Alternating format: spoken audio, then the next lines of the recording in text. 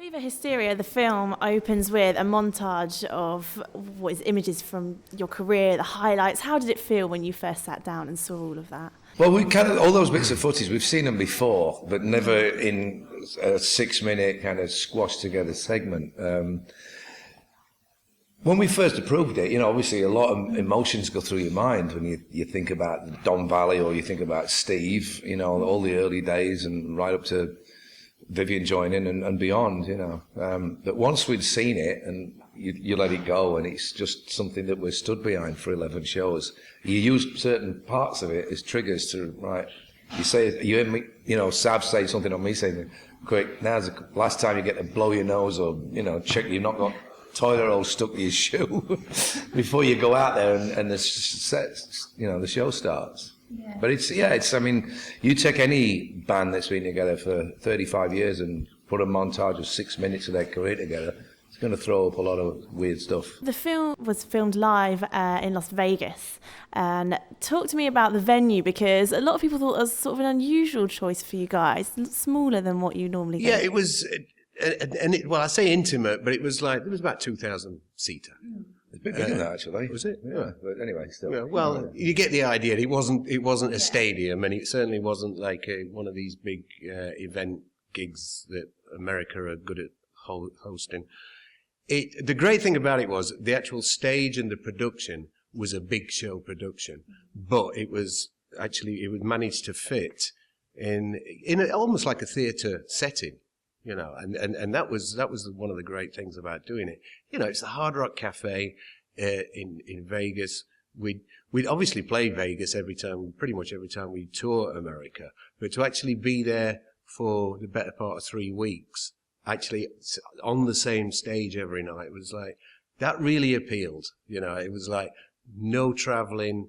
You know, it just had a ring to it, and it's something we'd never done before. And we always loved doing things we'd never done before, because it just keeps things fresh. And how do you feel your music and you as a band have changed and developed over the years? Because your music's been described in many different ways by lots of different people. But for you guys personally, how's it evolved? It's a hard one. Yeah, we all write differently. You know, everybody write. If we're all left to our own devices, we write songs of a certain style that will fit the Def Leppard mode or not.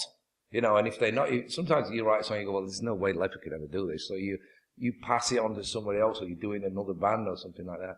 Or you write songs specifically tailored to fit, because we are good songwriters, and we can. If somebody said to us, "Oh, commissioning you to write a song that sounds like Chaz and Dave," you know, we could do it if we wanted to. Somebody said, write a song that sounds like Led Zeppelin, we could do that as well. But when you write it from your heart, you just write. And luckily, most of the time when we write as individuals, we do bring something to the table. Everybody throws their little bit in and adds to the pot, and it comes out as a Def Leppard song. Or occasionally what we'll do is we come to the table with bits of songs, and we glue them together, a bit of Sav's and a bit of Phil's, a bit of Vivian's, and then we start humming la la la in melodies over it and then writing lyrics, and it's a total band effort. It changes all the time, you know. I mean, we always used to write as a team, then we started writing as individuals, and then we go back to writing as a team again. It just depends what mood you're in, really. And you guys talk about, without spoiling anything, there's a moment at the start of the film, and it's mentioned that, you know, you kind of walked out on one specific concert and there was a lot of people there, and it went through your minds that, you know, you were playing in pubs 10 years ago. Do you ever get used to playing big venues? Is it always special? Yeah, we absolutely get used to it. In fact, that's where we always saw ourselves, you know. That'll be the phone for you, Joe. Mother, call back. put the kettle on. Yeah, seriously, from day one, we had a vision of ourselves playing huge gigs. We just, I mean, you know, rightly or wrongly, it was probably a bit naive at the time, but that's where we saw ourselves. And, you know, to us, that's where our music kind of belongs. We wrote songs for that environment. And out of all the gigs you've played, are there any that specifically stand out, you know, as being good or bad, or any, like, specific memories for you that you think, oh, do you know what? Vegas is hard to beat, really, because, you know, it's fresh in the mind, and it was 11 shows in the same venue. And as Sav says, you know, the lack of travel gives you so much more energy to put on a show. and you're just taking service elevators from the backstage area back up to your room. It's like, well, it doesn't get any better than this, you know. It's almost like living at home and doing a gig, you know. But there's been a lot of great gigs. Don Valley in '93, first ever gig in a brand new stadium in our hometown. That was good. Jack Murphy Stadium back in '83, when we first broke in America, and we finished the American tour in front of 55,000 people. We started that tour 6 months earlier in the Marquee in London in front of 600.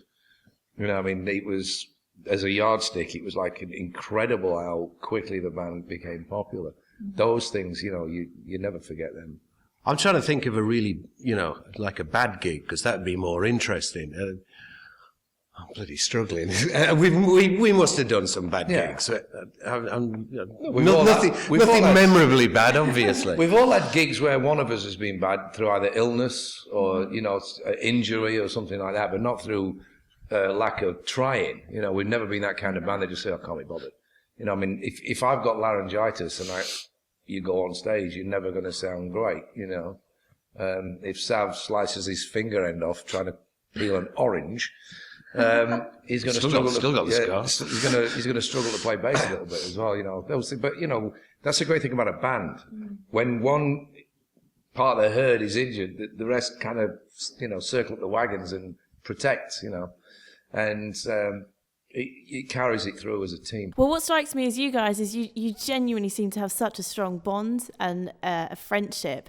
Has it always been like that? Is that always the case, or have you had a couple of bust-ups? Oh, there's always been arguments and fights along the way. After 30 odd years, it would be pretty unusual and actually unnatural if it wasn't. But from the outset, yeah, I mean, pretty much, and it's not rocket science. You know, we're reasonably, all of us are reasonably easygoing. We've got respect for each other. We all kind of like what we do, you know, 90% of the time, which is pretty good. And it's something you only really analyse in interviews or something like that. It just, you know, it's like it's the most natural thing. I've never been in another band. This is the only band I've ever been in. You know, Vivian and Phil, they've obviously been in bands previous, but this is all I know. So to me, it's completely normal, and I can't understand why other bands aren't like it. So yeah, I'd agree with that. As a band, you said you've been together like 35 years, a very long time, and you've been through some really tough times as a band. You know, you really sadly lost a member, and you had your drummer Rick is amazing because he had a car accident and lost his arm, but he continues. You know, how do you keep going when in times like that? Do you do that through music? Stubborn. I don't know what we are. You know what? When Rick lost his arm, we kind of made a point. You know, let's be honest. We probably all thought, well, that's the end of his career then for 3 minutes or something. But then when it became kind of obvious, it's like, well, you know what? If he thinks he can carry on doing this, it's his choice. If he wants to remain in the band, we're not going to fire. You don't fire family members if they have an accident. And we were pretty much family, you know, even way back then, which we'd all been together 6 or 7 years by then. It's just one of those things where we're either stubborn or we just believe that we've got more to say and it's not time to quit yet. You know, I mean, when it is time to go, I think we'll know. But right now, we're having such a good time doing it. And when you think about it, I mean, we've been around for 35 years, but considering who's still around doing it, beyond what we've done, you know, the Stones are celebrating 50 years. Aerosmith, McCartney's still. I mean, there's, you know, Sting. I mean, there's all these people who've been around a lot longer than us.